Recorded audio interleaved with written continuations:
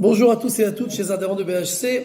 Aujourd'hui, deux petites histoires sur le Chazon Ish, qui était Rabbi Ishaya Karelitz, qui était un des géants de la génération passée.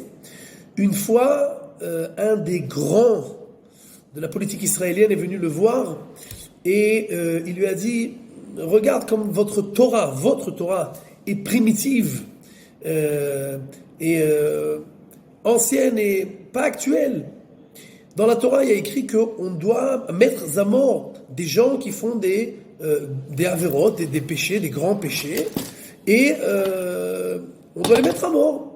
Maintenant, il faut comprendre que le monde entier, aujourd'hui, est arrivé à la conclusion qu'on ne met plus à mort personne.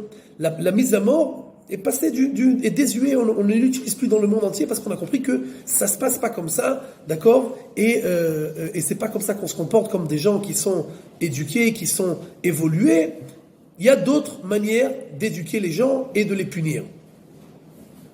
Le Chazon Ish le regarde en rigolant et lui dit « Regarde la différence entre ce que la Torah elle dit et les bêtises que tu es en train de raconter. » Dans la Torah, il y a énormément de lois et de passages qui parlent des punitions et comment il faut faire attention, et on prévient les gens, etc., etc.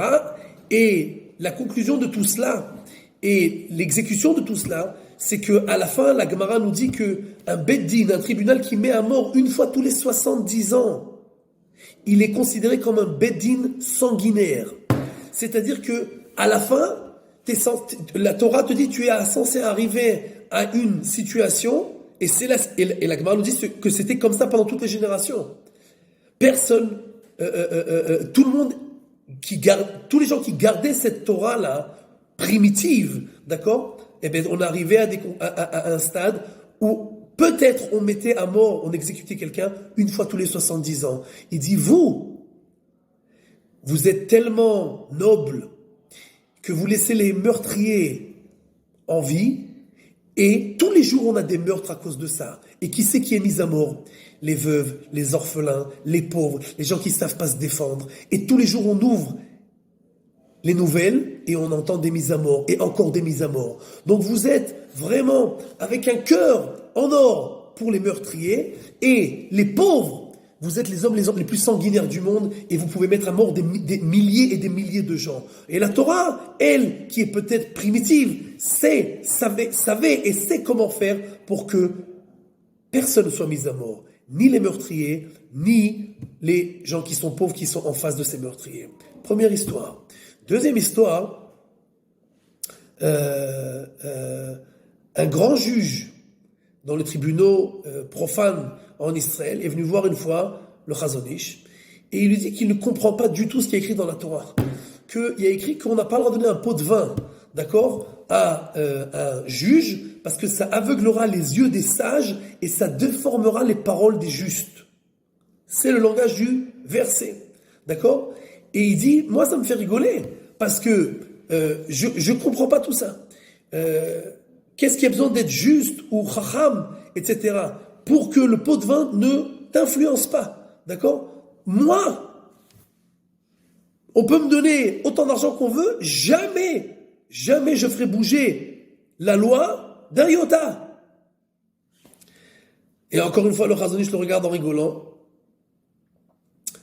et il lui dit, écoute, c'est ça la différence entre vos juges et nos juges, d'accord? Chez nous, le Dayan, il doit être juste, et il doit être chacham. Qui a shochad ya'aver ene chachamim v'issalev divrei tzadikim.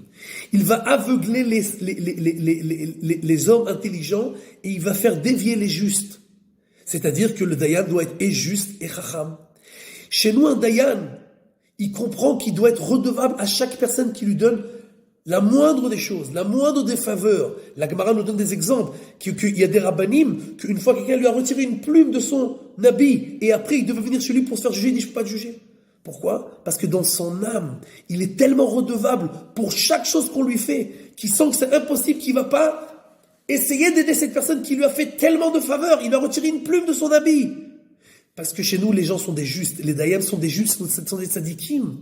D'accord? Donc, dans leur âme, ils sont pas capables de ne pas être redevables à cette personne qui lui a fait une tova. Et bien entendu, s'il lui a donné beaucoup d'argent, alors bien entendu qu'il va être redevable et redevable. D'accord? Mais il y a des gens qui sont redevables de rien.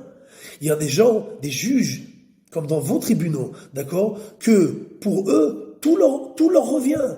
Tu peux lui donner tout ce que tu veux, il te doit rien. Et il doit pas te dire merci. Et il doit certainement pas être redevable. Mais c'est pour ça que ces gens, c'est ni des justes, ni des chachamim. Donc je pense pas qu'il y a un grand intérêt d'aller se faire juger chez eux. D'accord? Parce que dans leur âme, ils sont tellement atteints qui sont certainement pas des justes. Et la Torah nous dit qu'on doit aller se faire juger chez des gens qui sont des justes, qui ont des valeurs intérieures intègres. D'accord? Et donc, c'est avec ce genre de perversion qu'on a de croire que on peut me donner tout ce qu'on veut. Moi, ça me fait rien parce que, en fait, je suis redevable à personne et je dois jamais être redevable. Alors, bien entendu, ni sagesse, ni droiture. Et donc, c'est bien entendu pas, ça vaut bien entendu pas le coup d'aller se faire juger chez des gens comme cela. Be'atzlacha.